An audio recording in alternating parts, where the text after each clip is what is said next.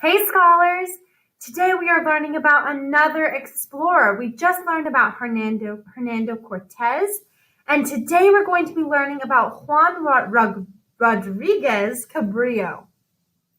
So today you will need this piece of paper from your packet and a pencil. Feel free to fill in the blanks as we go along through this video, or you can rewatch it or see what you remember at the end.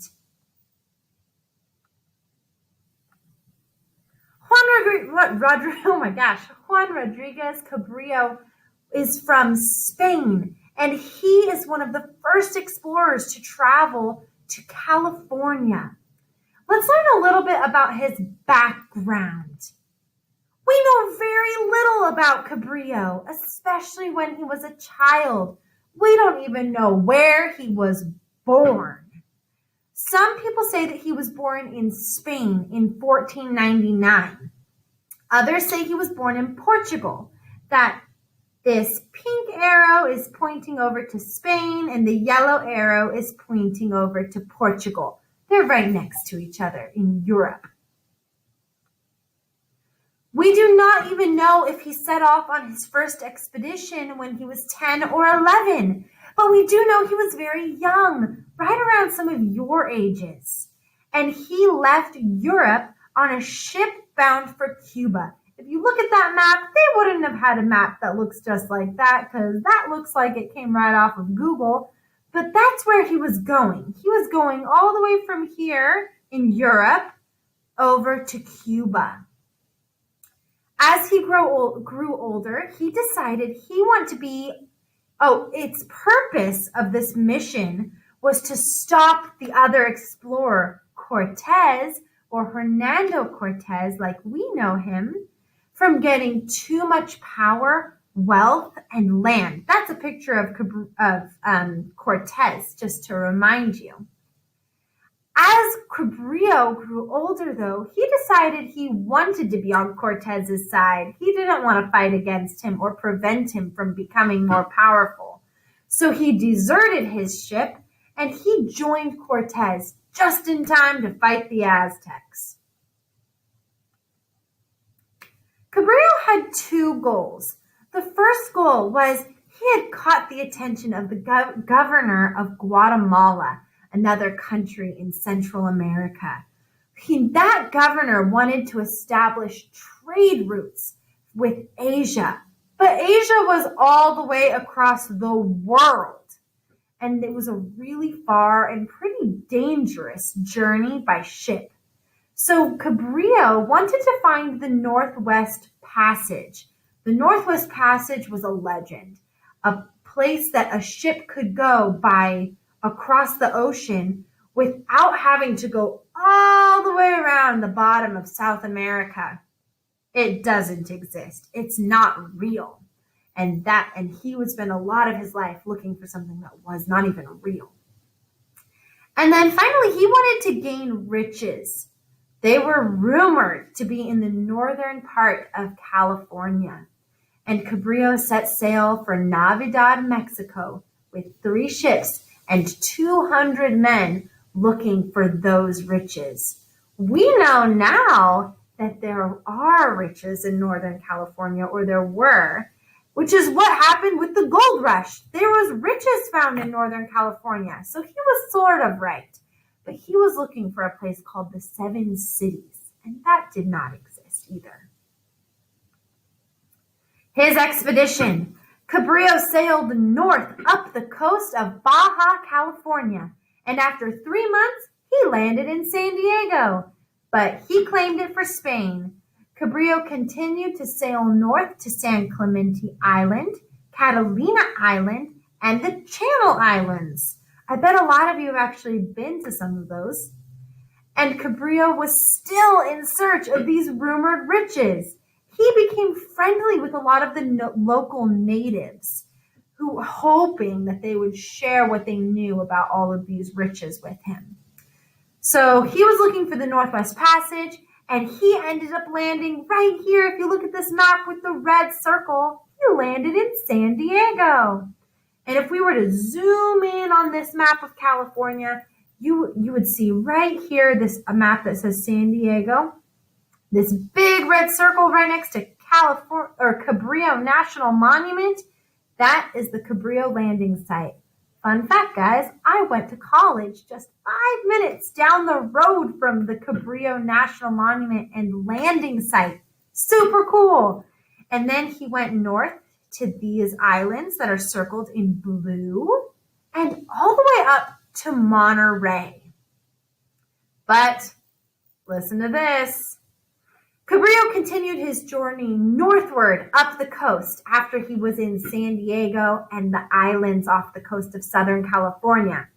And in October, he broke his arm while anchored in the Channel Islands. This was just the beginning of his bad luck. Remember, we learned in the life of the explorer that they did not have doctors, that it was very easy to have something that shouldn't have been a very big deal become a really bad deal. By November, he had stopped in Monterey. Remember, we saw that on the map circled in blue up north. But he completely missed the entrance to the San Francisco Bay. And the crazy thing is that is so hard to spot. You can see right here in this map how little that little inlet is to get into the big bay, that it wouldn't be found for another 200 years. Crazy. And we also know that he might have found his riches if he had found that San Francisco Bay, because that's where so many people came for the gold rush. His expedition keeps getting worse though, guys. Heavy storms developed and Cabrillo was forced to turn back and go back to Mexico. On his way home, and we learned about how dangerous some of those storms could be. On his way home, he stopped at the Channel Islands again. But this time, one of his men got into a brawl or a fight with some local tribesmen, so the Native Americans that were living on those lands. And in an effort to rescue his men, he slipped and fell, shattering his shin bone. That's right below your knee. And that bone got infected and turned to gangrene.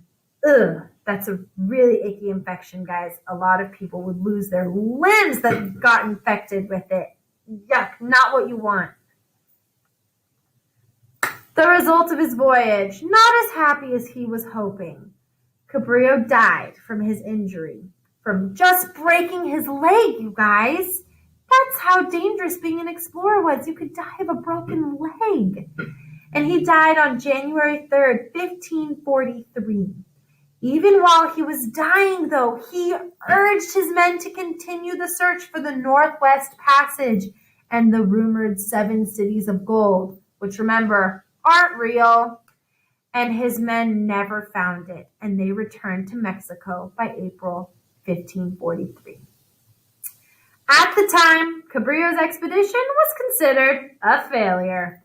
But today, we actually recognize it as a success, because Cabrillo was the first explorer ever to leave a written account of the California coastline. It doesn't necessarily mean he was the first explorer to ever see the California coastline, but he was the first one to write about it. And that map, or these journal entries to the side, are actually his real journals. Remember, we talked about in the life of an explorer how important it was for explorers to be able to write, because they would explain the places that they found and make plans for future explorations. And that's what he did. He's important because he laid the groundwork for future explorers to expand their empire and record accurate information about people and places. Remember, he was traveling and exploring based on myths and legends about a Northwest Passage and the 7 cities of gold, and they weren't real. But he left a written record that provided real facts and real observations of the people and places he had seen and experienced. which was a really big deal that long ago. So cool, you guys. That's why we learned about Cabrillo, because he was the first one ever to write about the California coastline. And today we have the Cabrillo National Monument. That is his statue at the monument right there. And there's a beautiful lighthouse I'm showing you because I went to college just super close to it. And I went here all the time. It's so cool. And some of you could even do the Cabrillo National Monument and landing site for your landmark report if you wanted to. It's super beautiful. All right, guys, I hope that you are as excited as I am to keep learning about the explorers, and we will see you next time.